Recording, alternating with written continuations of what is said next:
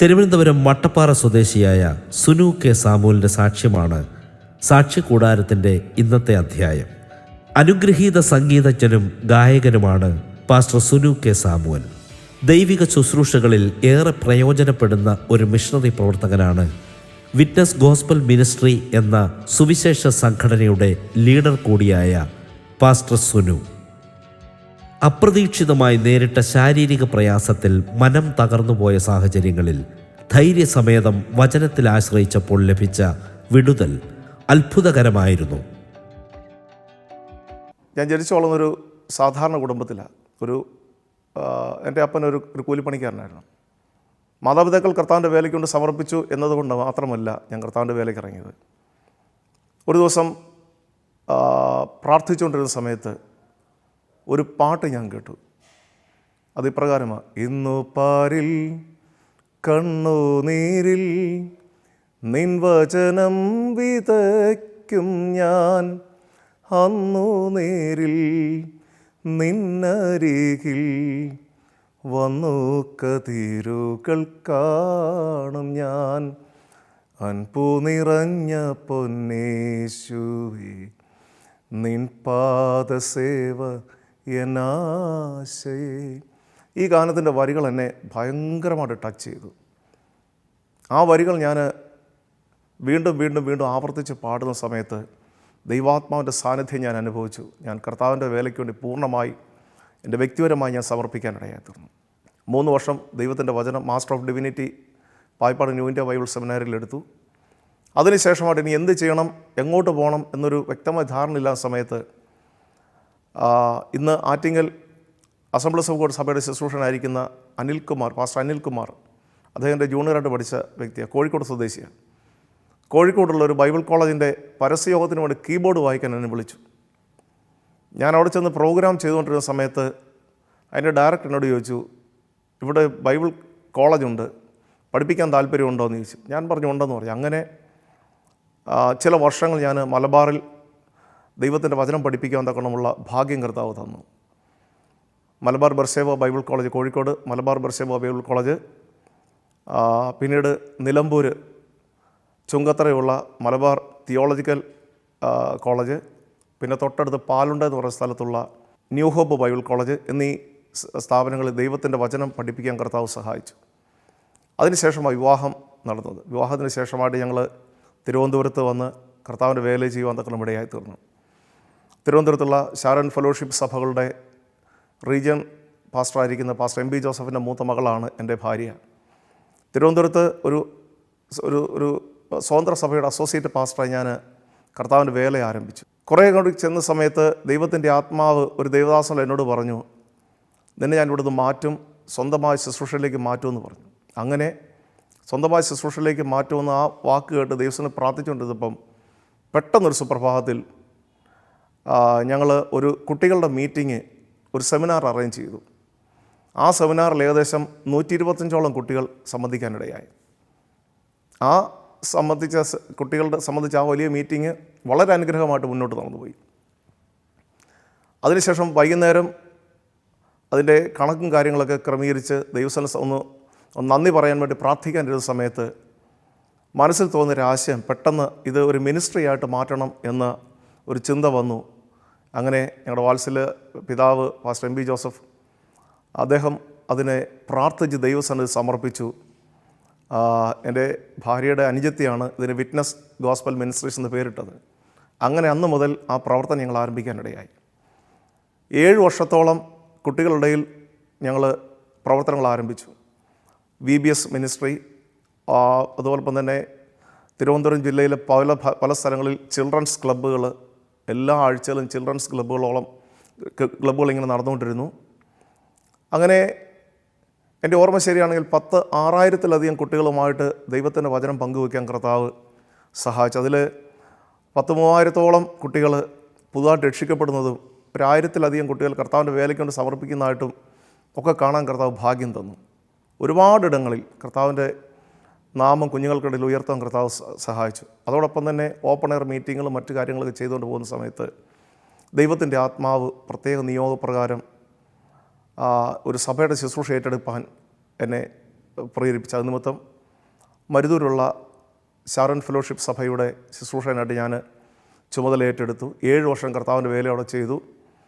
7 വർഷം കഴിഞ്ഞപ്പോഴേക്കും ദൈവത്തിൻ്റെ ആത്മാവ് വീണ്ടും എന്നോട് മിനിസ്റ്ററിലേക്ക് മടങ്ങി വരുവാൻ ആവശ്യപ്പെട്ടു. അങ്ങനെ മിനിസ്റ്ററിലേക്ക് മടങ്ങി വന്നു.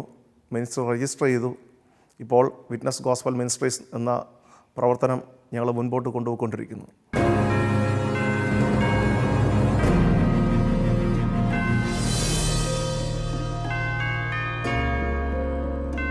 ഇതിനിടയിൽ ദൈവത്തിൻ്റെ കരുതൽ എന്താണ് എന്നുള്ളതാണ് ഞാൻ പറയുവാൻ ആഗ്രഹിക്കുന്നത്. 2007 ദൈവത്തിൻ്റെ ആത്മാവ് എൻ്റെ സുഹൃത്ത് ദൈവദാസനിലൂടെ എന്നോട് പറഞ്ഞു, നിൻ്റെ കാൽ മാൻപടക്കാൽക്ക് തുല്യമായി നിന്നെ ഞാൻ ഗിരികൾ നിർത്തുമാറാക്കും. ആ വചനം ഞാൻ കേട്ട് ഇഷ്ടംപോലെ പ്രോഗ്രാമുകൾ, ഇഷ്ടംപോലെ മീറ്റിങ്ങുള്ള സമയമാണ്. ശരിക്കും പറഞ്ഞാൽ നല്ല വിശ്രമമില്ലാതെ ഓടുന്ന സമയമാണ്. ആ സമയത്ത് വിറ്റ്നസ് ഗോസ്പൽ മെലഡീസ് എന്ന് പറയുന്ന ഞങ്ങളുടെ മ്യൂസിക് ടീം ധാരാളം പ്രോഗ്രാമുകൾ ചെയ്യുന്ന സമയം, പെട്ടെന്നൊരു ദിവസം പ്രാവച്ചമ്പലത്തുള്ള സഭയിൽ ശുശ്രൂഷിക്കാൻ കടന്നു പോകാൻ വേണ്ടി ഇരിക്കുന്ന സമയത്ത് പെട്ടെന്ന് ഇതുപോലെ ഞാൻ കസേരയിലേക്കും എൻ്റെ ഇടത്തെ കൈ പെട്ടെന്ന് താഴേക്ക് വീഴുന്ന പോലെ എനിക്ക് തോന്നി. ഞാൻ എത്ര ശ്രമിച്ചിട്ടും എൻ്റെ കൈ ഉയർത്താൻ എനിക്ക് പറ്റിയില്ല. ഞാൻ എൻ്റെ ഭാര്യ വിളിച്ചു. അവൾ ഓടി വന്ന് എൻ്റെ കൈ പിടിച്ച് ഉയർത്തി. അല്പം തിരുമൊക്കെ ചെയ്തപ്പോഴത്തേക്ക് മാറി. എന്നാൽ പിറ്റേ ദിവസം ആരാധനയ്ക്ക് പോകുന്ന സമയത്ത് ഞാൻ ബൈക്ക് ഓടിച്ചുകൊണ്ട് പോകുന്ന സമയത്ത് കരമന വെച്ച് എൻ്റെ കൈ ബൈക്കിൻ്റെ ഹാൻഡിൽ നിന്ന് താഴേക്ക് പോയി. കൈ പൂർണ്ണമായി തളർന്നു പോയി. ഞാൻ ആകെ ഭയന്നു. പക്ഷേ ദൈവകൃപയാൽ വാഹനം സുരക്ഷിതമായിട്ട് നിർത്താൻ കർത്താവ് ഭാഗ്യം നൽകി. അവിടെ ഒരു തരത്തിൽ അവിടെ ആരാധനയ്ക്ക് ചെന്ന് ആരാധന ഏകദേശം പൂർത്തിയാകുന്നതിന് തൊട്ട് മുൻപേ തന്നെ എൻ്റെ ഇടത് കാലം മരവിച്ച് ബലം നഷ്ടപ്പെടുന്ന പോലെ തോന്നി. ഞാൻ പെട്ടെന്ന് ആരാധന നിർത്തി ഭവനത്തിലേക്ക് വളരെ വേഗം വാഹനം ഓടിച്ചെത്തി കട്ടിലേക്ക് കയറി കിടന്നു. സന്ധ്യയായപ്പോഴത്തേക്കും അതികലശലായ അസ്വസ്ഥ അനുഭവപ്പെട്ടപ്പം എൻ്റെ ടീമിലുള്ളൊരു വാത്സല്യ സഹോദരൻ വന്ന് എന്നെ ആശുപത്രിയിൽ കൊണ്ടുപോയി. അനിൽകുമാർ എന്ന് പറയുന്ന ഒരു കർത്താവിൻ്റെ ഭൃത്യൻ, അദ്ദേഹം വന്ന് ആശുപത്രിയിൽ കൊണ്ടുപോയി. മെഡിക്കൽ കോളേജ് ചെന്നപ്പോഴത്തേക്കും വിശദമായി പരിശോധനയ്ക്ക് വേണ്ടിയിട്ട് അവരെന്നെ ഒബ്സർവേഷനിലാക്കി. പിറ്റേ ദിവസം എന്നെ അഡ്മിറ്റ് ചെയ്തു. മെഡിക്കൽ ന്യൂറോളജിയിലേക്ക് അഡ്മിറ്റ് ചെയ്തു. അപ്പോഴേക്കും ഇടതുവശം മൊത്തം പാരലൈസ് ആയി പോയിരുന്നു. ഇടത്തെ കയ്യോ കാലോ അനക്കാൻ പറ്റാത്ത രീതിയിൽ ഞാൻ തളർന്നുപോയി. സംസാരശേഷി കൃപയാൽ നഷ്ടപ്പെട്ടില്ല, മറ്റ് പ്രയാസങ്ങളൊന്നും. പക്ഷേ ഇടത്തെ കൈയും കാലും ഇടതുവശം മൊത്തം ചലനരഹിതമായി പോയി. വളരെ ഭാരം തോന്നി. എന്ത് ചെയ്യണമെന്ന് അറിയാൻ പറ്റാതെ നിൽക്കുന്നൊരു സന്ദർഭത്തിൽ എൻ്റെ ഭാര്യ ബെഡിനടുത്ത് വന്നിരുന്ന് കരഞ്ഞുകൊണ്ടിരിക്കുക. എന്താവും, ഇനി എന്താകും. ഞാൻ പറഞ്ഞു, നമ്മുടെ ശുശ്രൂഷ അവസാനിച്ചിട്ടില്ല, നമ്മുടെ ശുശ്രൂഷ ആരംഭിച്ചിട്ടേ ഉള്ളൂ, ഭയപ്പെടേണ്ട, ദൈവപ്രവൃത്തിയുണ്ട്, ഒന്നുകൊണ്ടും പേടിക്കണ്ട എന്നിങ്ങനെ പറഞ്ഞ് ദൈവസന്നിധിയിൽ അവളെ ആശ്വസിപ്പിക്കാനിടയായി തോന്നും. ആ സമയത്തെല്ലാം എനിക്കറിയത്തില്ല എങ്ങനെ എന്നറിഞ്ഞുകൂടാ, എൻ്റെ മൊബൈലിലേക്ക് പല ദൈവദാസന്മാർ വചനങ്ങൾ, നമ്മളെ ധൈര്യപ്പെടുന്ന വചനങ്ങൾ ഇങ്ങനെ അയക്കാൻ തുടങ്ങി. ആ വചനങ്ങൾ ഓരോന്നും വായിച്ച് ഞാൻ ധൈര്യപ്പെടാൻ തക്കറമ്പടിയായി തീർന്നു. ഭയപ്പെടണം, ഞാൻ നിന്നോട് കൂടെയുണ്ട്, ഭ്രമിച്ചു നോക്കണം, ഞാൻ നിൻ്റെ ദൈവമാകുന്നു എന്നൊക്കെയുള്ള വചനങ്ങൾ ഇങ്ങനെ ധാരാളമായി വന്നുകൊണ്ടിരുന്നു. അങ്ങനെ ഇരിക്കുന്ന സമയത്ത് കോവളത്തുള്ള സുകുമാരൻ എന്ന് പറയുന്ന ഒരു ദൈവദാസൻ, അദ്ദേഹം എനിക്കൊരു മെസ്സേജ് ഇട്ടു. ആ മെസ്സേജ് ഇപ്രകാരമാണ്: ഞാൻ നിൻ്റെ പ്രാർത്ഥനാ ശബ്ദം കേട്ടിരിക്കുന്നു, നിൻ്റെ നിലവിളി എൻ്റെ ചെവിയിലെത്തിയിരിക്കുന്നു, നിൻ്റെ കിടക്ക ഞാൻ മാറ്റി വിരിക്കും, നിന്നെ ഞാൻ എഴുന്നേൽപ്പിക്കും. ഉടനെ ഞാൻ അദ്ദേഹത്തെ വിളിച്ചു, പാസ്റ്റർ എന്താ ഈ മെസ്സേജ് ഇങ്ങനെ ഇട്ടത്? അദ്ദേഹം എന്നോട് പറഞ്ഞു, പെട്ടെന്ന് ദൈവാത്മാവിൻ്റെ നിയോഗം എനിക്കുണ്ടായി താങ്കൾക്ക് വേണ്ടി പ്രാർത്ഥിക്കാൻ. പ്രാർത്ഥിച്ചപ്പോൾ എനിക്ക് കിട്ടിയ മെസ്സേജാണ്, എനിക്ക് കിട്ടിയ ദൂതാണ് ഞാൻ അയച്ചെന്ന് പറഞ്ഞു. അദ്ദേഹം ചോദിച്ചു, എന്താ പറ്റി? ഞാൻ പറഞ്ഞു, പാസ്റ്റർ ഞാൻ സ്ട്രോക്കായി കിടക്കുക, മെഡിക്കൽ ന്യൂറോളജി കിടക്കുക, സ്ട്രോക്ക്, ലെഫ്റ്റ് സൈഡ് സ്ട്രോക്കായി പോയി എന്ന് പറഞ്ഞു. അദ്ദേഹം പെട്ടെന്ന് അമ്പരന്ന് പോയി. ഞാൻ പറഞ്ഞു, പാസ്റ്റർ എനിക്കൊരു വാക്ക് പ്രാർത്ഥിക്കാൻ പറയും. അദ്ദേഹം പ്രാർത്ഥിക്കാൻ ആരംഭിച്ചു. എൻ്റെ ഭാര്യ കട്ടലിൻ്റെ തലവശം ഇങ്ങനെ കറക്കി എന്നെ ഉയർത്തി ചാരി കിടത്തിയിരിക്കുക. അദ്ദേഹം പ്രാർത്ഥിച്ചു. ഞാൻ ഈ വലത്തെ കയ്യിൽ ഫോൺ ഇങ്ങനെ ചെവിയോട് ചേർത്ത് വെച്ച് അദ്ദേഹത്തിൻ്റെ പ്രാർത്ഥനാ ശബ്ദം കേട്ടുകൊണ്ടിരിക്കുക. അദ്ദേഹം പ്രാർത്ഥിച്ചു. ആമേൻ എന്ന് പറഞ്ഞ് ഞാൻ ഫോൺ താഴേക്ക് വെച്ചു. അദ്ദേഹം പ്രാർത്ഥിച്ച പ്രാർത്ഥനാ വാചകങ്ങളും വചനത്തിൻ്റെ ധോരണികളും ഞാനിങ്ങനെ മനസ്സിൽ ധ്യാനിച്ചുകൊണ്ടിരിക്കുന്ന സമയത്ത് പെട്ടെന്ന് എൻ്റെ തലയിൽ ആരോ തൊടുന്നപോലെ തോന്നി. 1 മിനിറ്റ്, ഒറ്റ സെക്കൻഡ് ഇലക്ട്രിക് ഷോക്ക് പോലെ എൻ്റെ ഉച്ച മുതൽ ഉള്ളങ്കാൽ വരെ ഒരു മിന്നൽ അങ്ങോട്ട് പാഞ്ഞു പോയി. ബലഹീനമായി കിടന്നതിൻ്റെ ഇടത്തെ കൈയും കാലും പെട്ടെന്ന് ഉയർന്ന് ബെഡിലേക്ക് വീണു. ഒറ്റ സെക്കൻഡ് എൻ്റെ കൈക്കും കാലിനും സ്വാധീനം തിരികെ കിട്ടാനിടയാത്തുന്നു. ഞാൻ ഉടനെ തന്നെ പ്രൈസ് ദി ലോർഡ് ഹല്ലേലൂയ എന്ന് പറഞ്ഞ് ഉച്ചത്തിൽ പറഞ്ഞുകൊണ്ട് ചാടി എഴുന്നേറ്റപ്പോൾ തൊട്ടടുത്ത് ബെഡിലുള്ള ആൾ എന്ത് പറ്റിയെന്ന് ഞാൻ പറഞ്ഞ് ഒന്നുമില്ല. എൻ്റെ ഭാര്യ ഓടി വന്നതിനെ പിടിച്ച് ഞാൻ പറഞ്ഞു പിടിക്കണ്ട, കർത്താവ് സൗഖ്യമാക്കി. ഞാൻ ഉടൻ തന്നെ താഴെ ഇറങ്ങി പതിയെ പതിയെ മുന്നോട്ട് നടന്നു. ആ വരാന്ത വഴി അങ്ങോട്ട് മുന്നോട്ട് കുറേ നടന്നു. കർത്താവ് പൂർണ്ണമായി സൗഖ്യമാക്കിയത് എനിക്ക് മനസ്സിലായി. അന്ന് രാത്രി എൻ്റെ തലയുടെ CT സ്കാൻ എടുത്തു. CT സ്കാൻ എടുത്ത് പിറ്റേ ദിവസം ഡോക്ടർ വന്ന് നോക്കിയിട്ട് പറഞ്ഞു, പാസ്റ്റർ ഇതിനകത്ത് കുഴപ്പമൊന്നുമില്ലല്ലോ, എന്തു പറ്റി? ഞാൻ പറഞ്ഞ് ഇതെന്താ സംഭവിച്ചത്? ഞാൻ പറഞ്ഞു ഇന്നലെ രാത്രിയിൽ എൻ്റെ കർത്താവിനെ തൊട്ടു, എനിക്ക് സൗഖ്യമായി എന്ന് പറയാനിടയായി തീർന്നു. ആ സമയത്ത് എൻ്റെ ഹാർട്ടിൻ്റെ എക്കോ എടുക്കുന്ന സമയത്ത് വാൽവിന് ചെറിയ പ്രശ്നം കാണാൻ തക്കം ഇടയായി. അതിൽ ബ്ലഡ് തിരിച്ചൊഴുകുന്ന ഒരു കാഴ്ച കണ്ടു. ഞാൻ ദൈവത്തിൽ ഭാരപ്പെട്ടു, കർത്താവ് ഇനി എന്ത് ചെയ്യും? പക്ഷേ അടുത്ത ഹോസ്പിറ്റലിൽ ഞാൻ തിരിച്ചു വന്ന് കുറച്ച് ദിവസങ്ങൾ കഴിഞ്ഞപ്പോഴത്തേക്കും ഹാർവസ്റ്റ് ടെലിവിഷൻ്റെ ഡയറക്ടറാണ് ബിവിച്ചാൻ ഒരു മീറ്റിംഗ് അവിടെ നടക്കുമെന്ന് പറഞ്ഞ് എന്നെ വിളിച്ചു. ഞാനവിടെ ചെന്നപ്പം സൗത്ത് ആഫ്രിക്ക എന്നൊരു ദൈവദാസൻ കൃപാവരപ്രാപ്തനാണ്. അവസാനം അദ്ദേഹം കൊണ്ട് പ്രാർത്ഥിപ്പിക്കാൻ ചെയ്ത സമയത്ത് ഞാൻ പറഞ്ഞു ഇങ്ങനെ എൻ്റെ ഹാർട്ടിൻ്റെ വാൽവിന് ചെറിയ പ്രശ്നമുണ്ട്. അദ്ദേഹം പ്രാർത്ഥിച്ചു. ആ സെക്കൻഡിൽ എനിക്ക് സൗഖ്യമായി. ഞാൻ സന്തോഷത്തോടെ ഭവനത്തിലേക്ക് മടങ്ങി വന്നു.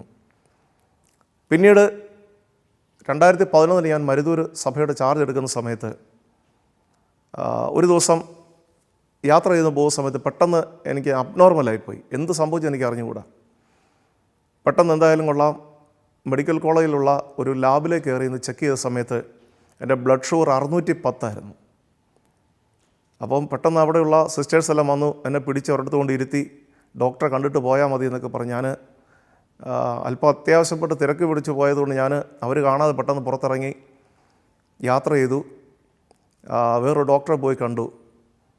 അദ്ദേഹം എന്നെ ഒത്തിരി വഴക്ക് പറഞ്ഞു. പക്ഷേ ഞാൻ അറിയുന്നില്ല, ഷുഗറുള്ളത് എനിക്ക് അറിഞ്ഞുകൂടായിരുന്നു. 610 ഷുഗർ എത്തി എനിക്ക് അറിഞ്ഞുകൂടായിരുന്നു. പക്ഷേ അന്നേരത്തേക്ക് എൻ്റെ കാലിൽ ഒരു ചെറിയ മുറിവ് പോലെ വന്നു. അത് വർദ്ധിച്ചു. 2 കാലും മുറിവുകളായി, 2 കാലും പഴുത്ത് ദീർഘമായ 3 മാസത്തോളം ഞാൻ ഒരേ കിടപ്പ് ബെഡിൽ കിടക്കേണ്ടി വന്നു. രാത്രി കിടന്നുറങ്ങാൻ പറ്റത്തില്ല, അസഹനീയമായ വേദന. ആ സമയത്ത് എൻ്റെ ഭാര്യ 2 കാലും ചേർത്ത് വെച്ചിട്ട് തോർത്ത് നനച്ച് വെള്ളത്തിൽ മുക്കി നനച്ചിട്ട് എൻ്റെ കാലിൻ്റെ പാദത്തിൽ ചേർത്ത് പിടിക്കുമ്പോൾ ഉണ്ടാകുന്നൊരു തണുപ്പ്, ആ തണുപ്പ് അടിച്ചാണ് ഞാൻ ഉറങ്ങുന്നത്. എങ്ങനെ കാല് താത്ത് വെച്ച് കഴിഞ്ഞാൽ എനിക്ക് ഉറക്കം നഷ്ടപ്പെടും. അതുകൊണ്ട് കഴിവതും അവൾ ആ ഇരിപ്പ് തന്നെ ഇരുന്ന് ഭിത്തിയിൽ ചാരി ഇരുന്ന് പല ദിവസങ്ങളും ഈ 3 മാസത്തോളം ഉറങ്ങുന്നത് ഞാൻ പിന്നീട് കണ്ടിട്ടുണ്ട്. അങ്ങനെ ഇരിക്കുന്ന സമയത്ത് അവസാനം ഡോക്ടർ പറഞ്ഞു എൻ്റെ ഇടത്തെ കാലിൻ്റെ പാദത്തിൻ്റെ കണ്ണ് ഭാഗത്ത് ഒരു മുറിവുണ്ടായിട്ട് അത് പഴുത്ത് അകത്തേക്ക് ഇറങ്ങി അസ്ഥി പുറത്ത് കാണാവുന്ന പരുവത്തിലായി. ഡോക്ടർ എന്നോട് പറഞ്ഞു 2 ദിവസം കൊണ്ട് നോക്കിയിട്ട് പറ്റിയില്ലെങ്കിൽ ഒരു പക്ഷേ മുറിച്ച് കളയേണ്ട സാഹചര്യത്തിലേക്ക് വരും എന്ന് പറഞ്ഞു. ഞാൻ ഭയന്നു പോയി സത്യം പറഞ്ഞാൽ. ദൈവം എന്നോട് പറഞ്ഞത് ഞാൻ നിൻ്റെ കാല് മാൻപടക്കാൽക്ക് തുല്യമാക്കി നിൻ്റെ ഗിരികൾ നിർത്തുമാറാക്കുന്നതാണ്. ഞാൻ ദൈവത്തോട് ചോദിച്ചു, കർത്താവേ എൻ്റെ കാല് തളർന്നപ്പം നീ എനിക്ക് സൗഖ്യം തന്നു, ഇതിങ്ങനെ ആയിക്കഴിഞ്ഞ് ഞാൻ എന്ത് ചെയ്യും? ഞാൻ എങ്ങനെ മുറിഞ്ഞ കാലുമായിട്ട് ഞാൻ എങ്ങനെ യാത്ര ചെയ്യും? ഞാൻ ദൈവത്തോട് പ്രാർത്ഥിച്ചു. ഞാൻ ധൈര്യത്തോടെ ദൈവസ്ഥലിൽ പറഞ്ഞു, കർത്താവേ നീ സൗഖ്യമാക്കുന്ന ദൈവമാണ്. അന്ന് രാത്രിയിൽ അസഹനീയമായ വേദനയുടെ ഭാരത്തോടെ ഞാൻ ഉറങ്ങുന്ന സമയത്ത് അതിന് തൊട്ട് മുമ്പ് എൻ്റെ ഭാര്യയോട് ഞാൻ പറഞ്ഞു എൻ്റെ കാലൊന്ന് ചെറുതായിട്ടൊന്ന് ഒന്ന് കുത്തി നോക്കാൻ പറഞ്ഞു. അവൾ കൈ കൊണ്ട് കുത്തിയപ്പം ഒന്നും സെൻസേഷനേ ഇല്ല. അങ്ങനെയൊക്കെ സാഹചര്യം. അന്ന് രാത്രിയിൽ ഞാൻ കാണുന്നൊരു കാഴ്ച, 2 വ്യക്തികൾ, 2 വെള്ള വസ്ത്രം ധരിച്ച പുരോഹിതന്മാരെ പോലുള്ള 2 വ്യക്തികൾ എൻ്റെ അടുത്ത് വന്നിട്ട് നമുക്ക് പോകാമെന്ന് പറഞ്ഞ് എന്നെ 2 കൈക്കും പിടിച്ചിങ്ങനെ ഉയർന്നു പോകുന്നൊരു കാഴ്ച കണ്ടു. പോയൊരു മനോഹരമായ സ്ഥലത്ത് എന്നെ കൊണ്ട് എത്തിച്ചിട്ടു, ഇതാണ് നിൻ്റെ സ്ഥലം, ഇവിടെ നീ പാർത്തോളാൻ പറയും. അപ്പോൾ ഞാൻ ആ സ്ഥലം ചൂണ്ടിക്കാണിച്ച സ്ഥലത്തേക്ക് സന്തോഷത്തോടെ ഓടി ചെല്ലുമ്പം ദീർഘാകായനായ വെള്ള വസ്ത്രം ധരിച്ച നല്ല നരച്ച താടിയുള്ളൊരു വൃദ്ധനായൊരു മനുഷ്യൻ ഇങ്ങോട്ട് വരുന്നു. എന്നോട് ചോദിച്ചു, കുഞ്ഞെ നീ ഏതാ? ഞാൻ പറയും എങ്ങനെ വന്നു? അവരെന്നെ കൊണ്ടുവന്നതാ, എന്നോട് തിരിച്ചു പൊക്കോ, പിന്നെ വിളിക്കാം എന്ന് പറഞ്ഞ് എന്നെ കൂട്ടിക്കൊണ്ട് പോകാൻ ശ്രമിച്ചു. പക്ഷേ ഞാൻ പോകാതിരുന്നപ്പം ഈ വന്ന വ്യക്തികൾ വന്നിട്ട് എന്നെ തിരിച്ചു കൊണ്ടുവരാൻ വേണ്ടിയിട്ട് തിരിച്ചു പോകാൻ നോക്കി, പിന്നെ വരാമെന്ന് പറഞ്ഞ് കൈക്ക് പിടിച്ചപ്പം ഞാൻ ബലം പ്രയോഗിച്ച് പോരാതെ ഇങ്ങനെ ചുവട് വെച്ച് ബലം പിടിച്ച് നിൽക്കുന്ന സമയത്ത് എനിക്ക് കാലിൽ അസഹനമായ വേദന ഉണ്ടായി. ഞാൻ രാത്രിയിൽ അലറിക്കരഞ്ഞുകൊണ്ട്, അസഹന വേദന മൊത്തം അലറിക്കരഞ്ഞുകൊണ്ട് ഞാൻ ഉറക്കം തെളിഞ്ഞു. ഞാൻ നോക്കിയപ്പോൾ എൻ്റെ ഭാര്യ എൻ്റെ 2 കാലും മടിയിൽ വെച്ചുകൊണ്ട് അവൾ ഉറങ്ങുകയായിരുന്നു. അസഹനീയമായ വേദന. ഞാൻ വളരെ ഭാരപ്പെട്ടു. വേദന കൊണ്ട് സഹിക്കാൻ പറ്റാത്ത വേദനയാണ്. അന്ന് രാത്രിയിൽ ഞാനിങ്ങനെ കിടന്നിങ്ങനെ വേദന സഹിക്കുന്ന ഭാരപ്പെടുന്ന സമയത്ത് സങ്കീർത്തനത്തിൽ ഒരു വചനം എൻ്റെ ഉള്ളിൽ ദൈവാത്മാ തന്നു. ഞാനോ നീതിയിൽ നിൻ്റെ മുഖത്തെ കാണും, ഞാൻ ഉണരുമ്പോൾ നിൻ്റെ രൂപം കണ്ട് തൃപ്തനാകും. ഈ വചനം ഞാനിങ്ങനെ ധ്യാനിക്കാൻ തുടങ്ങി. ആ വചനം എന്തോ എൻ്റെ മനസ്സിൽ ഭയങ്കരമായിട്ടങ്ങ് വർക്ക് ചെയ്യാൻ തുടങ്ങി. ഞാനിങ്ങനെ പ്രാർത്ഥിച്ച് വചനം ധ്യാനിച്ച് മുന്നോട്ട് വരുന്ന സമയത്ത് എനിക്കൊരു പാട്ടിൻ്റെ വരി ദൈവം എനിക്ക് തന്നു, ഒരു ഈണം എനിക്ക് തന്നു. അപ്പോൾ ഞാനെപ്പോഴും എൻ്റെ കീബോർഡ് ഞാൻ കിടക്കുന്നതിൻ്റെ സൈഡിൽ എപ്പോഴും വെച്ചേക്കും, ഓണാക്കാൻ പരുവത്തിൽ എപ്പോഴും സ്വിച്ച് ഓണാക്കുന്ന പരുവത്തിൽ വെച്ചേക്കും. ഞാൻ പെട്ടെന്ന് അവിടെ കിടന്നുകൊണ്ട് തന്നെ ആ കീബോർഡിൻ്റെ കീയിൽ ഇങ്ങനെ ടച്ച് ചെയ്തു, ഒരു കോഡ് പിടിച്ചു. വൈഫിനോട് പെട്ടെന്നൊരു പേനയും പേപ്പർ എടുക്കാൻ പറഞ്ഞു. ഞാൻ കിടന്നുകൊണ്ട് തന്നെ വരികൾ പറഞ്ഞു കൊടുത്തു. വൈഫ് അത് എഴുതിയെടുത്തു. ഞാനവിടെ കിടന്നുകൊണ്ട് തന്നെ ആ പാട്ട് ഈണം ചെയ്തു.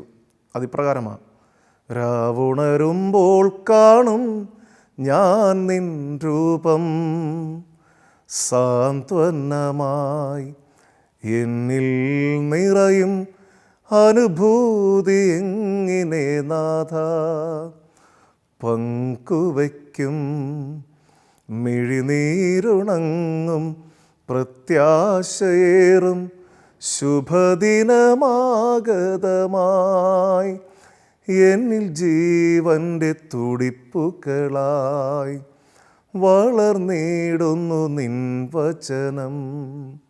ഇങ്ങനൊരു ഗാനം എഴുതി.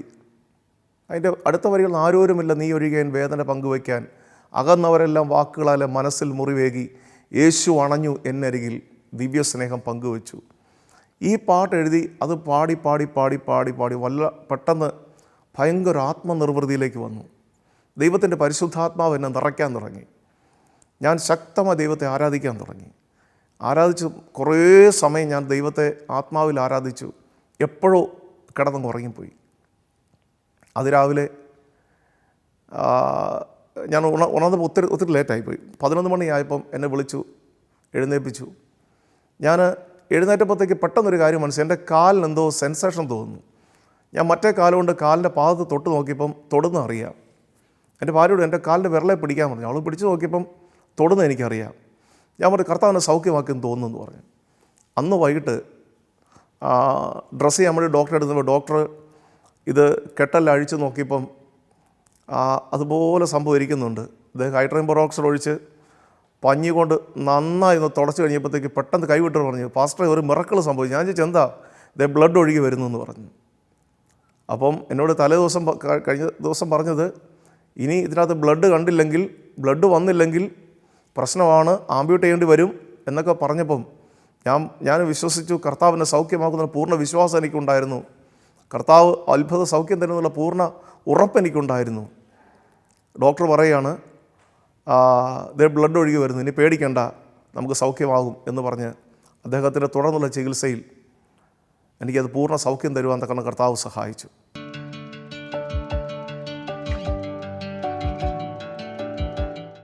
ബലഹീനമായ കൈകളിലും കാലുകളിലും വ്യാപരിച്ച ദൈവിക ശക്തിയുടെ മറക്കാനാവാത്ത അനുഭവം.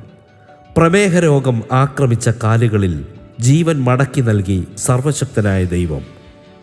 ഹൃദയ സംബന്ധമായ രോഗാവസ്ഥകളിലും മരണം മുന്നിൽ കണ്ട നിമിഷങ്ങളിൽ നിന്നും കർത്താവ് അത്ഭുതകരമായി വിടുവിച്ചു. എൻ്റെ 2 കാലുകളിലും ആ മുറിവ് ഉണങ്ങിയതിൻ്റെ പാടുകളുണ്ട്. പക്ഷെങ്കിൽ ആ മുറിവ് പൂർണ്ണമായിട്ട്, സാധാരണ ഷുഗർ വന്നുകൊണ്ട് ഗാംഗ്രെയിൻ ഒരു കാരണവശാലും ഉണങ്ങുന്നതല്ല. പക്ഷേ ദൈവകൃപയാൽ 2 കാലിലെ മുറിവ് എല്ലാം ഉണങ്ങി, അതൊക്കെ ഭംഗിയായിട്ട് ഉണങ്ങാൻ കർത്താവ് സഹായിച്ചു. ആ ഒരു അനുഭവത്തോടുകൂടെ എനിക്ക് മനസ്സിലായി, കർത്താവ് പ്രശ്നങ്ങളുടെ നടുവിൽ, പ്രതികൂലങ്ങളുടെ നടുവിൽ ഒരു വാഗ്ദത്തം പൂർത്തീകരണത്തിന് ശുശ്രൂഷ ദൈവം തന്നിട്ടുള്ള ഒരു വ്യക്തിയുടെ മുൻപാകെ വരുന്ന പ്രതിസന്ധികളെ ദൈവം തന്നെ നേരിട്ട് പരിഹരിക്കും എന്നുള്ള ബോധ്യം എനിക്കുണ്ടാകുന്ന കൃപയായി തീർന്നു. ശേഷമായി മരുതൂർ ഞങ്ങൾ ശുശ്രൂഷിക്കുന്ന സമയത്ത് ഒരു ദിവസം ഒരു ദൈവത്തിൻ്റെ ദാസൻ എന്നോട് വിളിച്ചു പറഞ്ഞു, ദൈവദാസനെ, രാത്രിയിൽ പ്രശ്നമുണ്ട്, രാത്രി പ്രതികൂലമുണ്ട്, ഉണർന്നിരുന്ന് പ്രാർത്ഥിക്കണമെന്ന് പറഞ്ഞു. ആ രാത്രി ഞാൻ പ്രാർത്ഥിക്കുന്ന സമയത്ത് പെട്ടെന്ന് എനിക്ക് ഹാർട്ട് അറ്റാക്ക് ഉണ്ടായി. 3 തവണ ഹാർട്ട് അറ്റാക്ക് ഉണ്ടായി. ഞാൻ അറിയുന്നില്ല. അസഹനീയമായ പ്രശ്നമുണ്ടായി. എനിക്ക് വയറിനകത്തുനിന്ന് ഒരു ഗ്യാസ് പോലെ കയറി വന്ന് എൻ്റെ നെഞ്ച് മരവിച്ചു, താടി മരവിച്ചു, നാക്ക് മരവിച്ചു. ഇവിടെ ഒന്ന് താടിയിലൊന്ന് തൊട്ടാലോ പിടിച്ചാലോ ഒന്നും അറിയാൻ പറ്റാത്ത രീതിയിൽ മരവിച്ചു. മുഖം വീർത്തു, കഴുത്ത് വീർത്തു, കണ്ണ് പുറത്തേക്ക് തള്ളി വരുന്നൊരവസ്ഥയുണ്ടായി. ആ സമയത്ത് ഞാൻ ഉച്ചത്തിൽ ചുമച്ചു. ഞാൻ എവിടെയോ വായിച്ചിട്ടുണ്ട്, ഇങ്ങനെയുള്ള ഹാർട്ട് അറ്റാക്ക് വന്ന് ഒരു ബ്ലോക്ക് വരുമ്പോൾ അല്ലെങ്കിൽ പ്രശ്നം വരും ഉച്ചത്തിൽ ചുമയ്ക്കണമെന്ന് എവിടെയും ഞാൻ വായിച്ചു കാണാം. ഞാൻ ഉച്ചത്തിൽ ചുമച്ചു, പ്രാർത്ഥിച്ചുകൊണ്ട് ഉച്ചത്തിൽ ചുമച്ചു. ആ സമയത്ത് ഒരു വലിയ ദൈവപ്രവൃത്തി എന്നെ വെളിപ്പെടാനിടയായി തീർന്നു. പെട്ടെന്നൊരു ക്ഷീണമുണ്ടായി. ഞാൻ കയറി കിടന്നു. അടുത്ത പ്രഭാതത്തിൽ ഒരു 12 മണിയായപ്പോൾ ഞാൻ എഴുന്നേറ്റു. പേരുക്കോട് ഹോസ്പിറ്റലിൽ ചെന്നപ്പോഴത്തേക്കും ഡോക്ടർ എന്നെ നോക്കിയിട്ട് പറഞ്ഞു, പെട്ടെന്ന് മെഡിക്കൽ കോളേജിൽ പോകണം, വാഹനം ഓടിച്ച് പെട്ടെന്ന് പോകാൻ പറഞ്ഞു. ഞാൻ വാഹനം എടുത്തുകൊണ്ട് പെട്ടെന്ന് വെളിയിലിറങ്ങിയപ്പോഴത്തേക്കും എൻ്റെ 2 കണ്ണിൻ്റെ കാഴ്ച അങ്ങ് നഷ്ടപ്പെട്ടു. എവിടെയാണ് എങ്ങനെയാണെന്ന് ഒരു ഊഹവുമില്ല. ആ തിരക്കിനിടയിൽ എൻ്റെ കാഴ്ച നഷ്ടപ്പെട്ടു. ഞാൻ ഭയന്നു പോയി. എൻ്റെ ഭാര്യയോട് ചോദിച്ചു. അവൾ പറഞ്ഞു, ഞാൻ സൈഡ് പറഞ്ഞു വണ്ടി ഒതുക്കാൻ പറഞ്ഞു. അവൾ പറഞ്ഞ സൈഡ് ഞാൻ വണ്ടി ഒരു തരത്തിൽ ഒതുക്കി. പെട്ടെന്നൊരു ദൈവാസനെ വിളിച്ച് പ്രാർത്ഥിപ്പിച്ചു. അദ്ദേഹം ശക്തിയോടെ പ്രാർത്ഥിച്ച് ശാസിച്ചപ്പം കണ്ണിൻ്റെ കാഴ്ച മടക്കി വന്നു. ഞാൻ നേരെ ഇവിടെ തിരുവനന്തപുരം മെഡിക്കൽ കോളേജ് ചെന്നു. മെഡിക്കൽ കോളേജ് ചെന്നപ്പോഴത്തെ ഡോക്ടർ ECG പരിശോധിച്ചിട്ട് ചോദിച്ചു, നെഞ്ചുവേദന ഉണ്ടോ? ഞാൻ പറഞ്ഞു ഇല്ല. ഹാർട്ട് അറ്റാക്ക് വന്നിട്ടുണ്ട്? ഞാൻ പറഞ്ഞു ഇല്ല. അദ്ദേഹം ECGയിൽ 3 സ്ഥലത്ത് വൃത്തം വരച്ചിട്ട് ഇതെല്ലാം ഡീപ്പ് അറ്റാക്കുകളാണല്ലോ, ഇതെങ്ങനെ സംഭവിച്ചത്, നിങ്ങളെങ്ങനെയാണ് ജീവിച്ചിരിക്കുന്നതെന്ന് ചോദിച്ചു. ഞാൻ പറഞ്ഞു സാറേ എനിക്ക് അറിഞ്ഞുകൂടാ, എനിക്കങ്ങനെ ഒരു സംഭവം ഫീൽ ചെയ്തിട്ടില്ല. അതേപോലെ ഡീപ്പ് അറ്റാക്കാണ്. എന്തായാലും കൊള്ളാം. പെട്ടെന്ന് തന്നെ ECG എടുത്തു. അടുത്ത ECGകളെല്ലാം വലിയ വേരിയേഷനായിരുന്നു. അവസാനം ആ ECG എടുത്ത പയ്യൻ എന്നോട് ചോദിച്ചു, എന്തെങ്കിലും പ്രശ്നമാണ്? ഞാൻ പറഞ്ഞില്ല. ഞാൻ ചോദിച്ചു എന്താ മോനെ പ്രശ്നം? ECG എല്ലാം വേരിയേഷനാണ്. ഞാൻ പറഞ്ഞു സാരമില്ല, പ്രാർത്ഥിക്കാം. ഞാൻ എൻ്റെ ഭാര്യയെ വിളിച്ച് കൈ കോർത്ത് പിടിച്ചിട്ട് ശക്തമായിട്ട് പ്രാർത്ഥിച്ചതിന് ശേഷമായിട്ട് ECG എടുക്കാൻ പറഞ്ഞു. എടുത്തപ്പോഴത്തേക്കും ECG നോർമലായി. ഞാൻ ആ ECG കൊണ്ട് ഡോക്ടറെ കാണിച്ചു.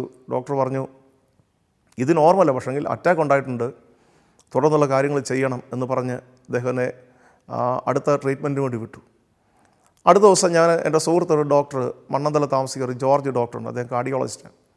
അദ്ദേഹം എന്നെ കൊണ്ടുപോയി അദ്ദേഹത്തിൻ്റെ ഹോസ്പിറ്റലിൽ കൊണ്ടുപോയി മറ്റ് ഫർദർ ടെസ്റ്റുകൾ ചെയ്ത സമയത്ത് അദ്ദേഹം കണ്ടുപിടിച്ച് അദ്ദേഹം പറഞ്ഞു, പാസ്റ്ററെ ഉണ്ടായത് ഡീപ്പ് അറ്റാക്കുകളായിരുന്നു, റൈറ്റ് സൈഡിലെ വാൽവ് ഡാമേജ് ആയിട്ടുണ്ട്, അത് നമുക്ക് തുടർ ട്രീറ്റ്മെൻറ്റ് ചെയ്യണമെങ്കിൽ ചെയ്യാം, എന്താണെന്ന് ചോദിച്ചു. അപ്പോൾ ആ സമയത്ത് ശുശ്രൂഷാപരമായി ഒത്തിരി പോരാട്ടങ്ങൾ അനുഭവിക്കുന്ന കാലഘട്ടമായിരുന്നു.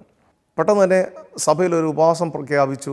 ഉപവാസത്തിനിടയിൽ ഒരു ദൈവദാസൻ പ്രത്യേകിച്ച് കടന്നു വന്നു. അദ്ദേഹത്തിൻ്റെ അദ്ദേഹം കിട്ടിയ വെളിപ്പാടനുസരിച്ച് പെട്ടെന്ന് അദ്ദേഹത്തിൻ്റെ നെഞ്ചിൽ കൈവച്ച് പ്രാർത്ഥിച്ചു, ശാസിച്ചു. ആ അസ്വസ്ഥത പൂർണ്ണമായി മാറുവാൻ കർത്താവ് സഹായിച്ചു. ദൈവകൃപയിൽ ഇന്ന് വരെ ദൈവത്തിൻ്റെ കൃപ കൊണ്ട് മുന്നോട്ട് പോകുന്നു. കർത്താവ് ഏൽപ്പിക്കുന്ന ദൗത്യം, കർത്താവ് ഏൽപ്പിക്കുന്ന ശുശ്രൂഷകൾ ചെയ്തുകൊണ്ട് പോകുന്നു. നാളിതുവരെയുള്ള ജീവിതത്തിൽ ഞാൻ അനുഭവിച്ച പ്രധാനപ്പെട്ട കാര്യം എന്ന് പറയുന്നത്, ശുശ്രൂഷയുടെ ആരംഭം മുതൽ ഇതുവരെയും 25 വർഷത്തോളമായി ഇതുവരെയും ഒരു സംഘടനയുടെയോ ഒരു വ്യക്തിയുടെ ഒന്നും സപ്പോർട്ടില്ലാതെ വിശ്വാസ ജീവിതം നയിക്കുന്ന ആളാണ് ഞാൻ. ശുശ്രൂഷയെല്ലാം വിശ്വാസ ജീവിതത്തിലൂടെ മുൻപോട്ട് പോകുന്ന ആളാണ്. ഇതുവരെ ഉള്ള എൻ്റെ ശുശ്രൂഷാ ജീവിതത്തിൽ ദൈവം കരുതി എന്നുള്ളത് പറയുന്നതിൽ വളരെ സന്തോഷമുണ്ട്. ഭൗതിക നന്മകൾ ധാരാളം ആവശ്യം വന്ന സമയത്തും സാമ്പത്തിക ഞെരുക്കങ്ങൾ വന്ന സമയത്തും സഹായിപ്പാൻ ആരുമില്ല എന്ന് ചിന്തിച്ച സമയത്തും സർവശക്തനായ ദൈവത്തിൻ്റെ വഴി തുറന്ന് ദൈവം സഹായിച്ചത് എനിക്കിന്ന് നല്ല ഓർമ്മയുണ്ട്. തീർച്ചയായിട്ടും ഉറപ്പായി പറയാൻ കഴിയും, കർത്താവ് വിശ്വസ്തനായ ദൈവമാണ് എന്നുള്ളതുകൊണ്ട്. ഇന്നും വിശ്വാസം നയിക്കുന്ന ഒരാളാണ് ഞാൻ. കർത്താവിൻ്റെ വേലയ്ക്ക് വേണ്ടി സമർപ്പിച്ച അന്ന് മുതൽ ദൈവം തന്ന നിയോഗവും ദൈവം തന്ന ആലോചനയ്ക്ക് അപ്പുറത്തേക്കോ ഇപ്പുറത്തേക്കോ ഇന്ന് വരെ ഒന്നും ചെയ്യാതെ കർത്താവിൻ്റെ ആലോചനയ്ക്കനുസരിച്ച് മുന്നോട്ട് നീങ്ങുവാൻ കർത്താവ് സഹായിച്ചുകൊണ്ടിരിക്കുന്നതിനായി സ്തോത്രം ചെയ്യുന്നു. ഇന്ന് ഈ സാക്ഷ്യം നിങ്ങൾക്കാർക്കെങ്കിലും അനുഗ്രഹമായി തീർന്നെങ്കിൽ, ഈ അനുഭവത്തിലൂടെ രോഗങ്ങളിലൂടെ ഞാൻ ദൈവത്തോട് ചോദിച്ചു, കർത്താവേ ഇതിനൊക്കെ പാപമൊന്നും ഞാൻ ചെയ്തു, ഇതുവരെ തെറ്റൊന്നും ഞാൻ ചെയ്തു, പിന്നെ എന്താണ് ഇത്രയും രോഗം, ഇത്രയും വലിയ അസ്വസ്ഥത കടന്നു വന്നത്? അത് ചോദിച്ചപ്പോൾ ദൈവം എന്നോട് പറഞ്ഞൊരു കാര്യം, ഇത് അനേകർക്ക് സാക്ഷ്യമാണ്. നീ അനേകർ കൊണ്ട് പ്രാർത്ഥിക്കുമ്പോൾ അനേക രോഗികൾ സൗഖ്യമാകും, അനേകർക്ക് വിടുതലുണ്ടാകും. അത് ഈ ദിവസങ്ങളിൽ ഞാൻ അനുഭവിച്ചുകൊണ്ടിരിക്കുകയാണ്. രോഗികൾക്കൊരു പ്രാർത്ഥിക്കുമ്പോൾ രോഗികൾ സൗഖ്യമാകുന്നുണ്ട്. പൈശാചിക ബന്ധനങ്ങളിലിരിക്കുന്നവർക്ക് വേണ്ടി പ്രാർത്ഥിക്കുമ്പോൾ അവർ വിടുതൽ അനുഭവിക്കുന്നുണ്ട്. പ്രതികൂലങ്ങൾ കടന്നു പോകുമ്പോൾ അവർക്ക് വേണ്ടി പ്രാർത്ഥിക്കുമ്പോൾ അവർ പെട്ടെന്ന് തന്നെ വിടുവിക്കപ്പെടുന്നത് എൻ്റെ അനുഭവത്തിൽ ഞാൻ കണ്ണാലെ കണ്ടിട്ടുണ്ട്. അപ്പോൾ എനിക്ക് മനസ്സിലായി, ഒരനുഭവം ഉണ്ടെങ്കിലേ ആ വേദന അറിയാൻ തക്കോളം ഇടയായി തീരുകയുള്ളൂ എന്ന് ബോധ്യമായി.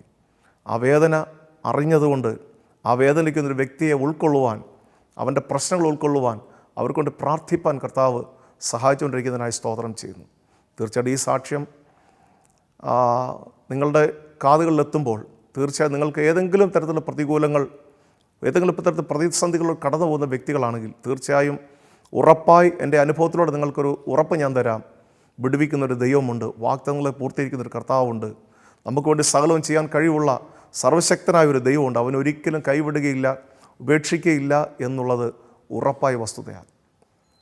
നിങ്ങൾ പ്രാർത്ഥിക്കുന്ന സമയത്ത് പ്രാർത്ഥനയിൽ വിറ്റ്നസ് ഗോസ്പൽ മിനിസ്ട്രീസിനെ ഓർത്തുകൊണ്ട് പ്രാർത്ഥിപ്പാൻ കഴിയുന്ന സമയത്ത് ഒരു തവണ സ്തോത്രം ചെയ്യാൻ നിങ്ങൾ കഴിയുമെങ്കിൽ അത് ഏറ്റവും അനുഗ്രഹമായി തീരും എന്ന് മാത്രം പറഞ്ഞുകൊണ്ട് ഞാൻ എൻ്റെ വാക്കുകൾ അവസാനിപ്പിക്കുന്നു.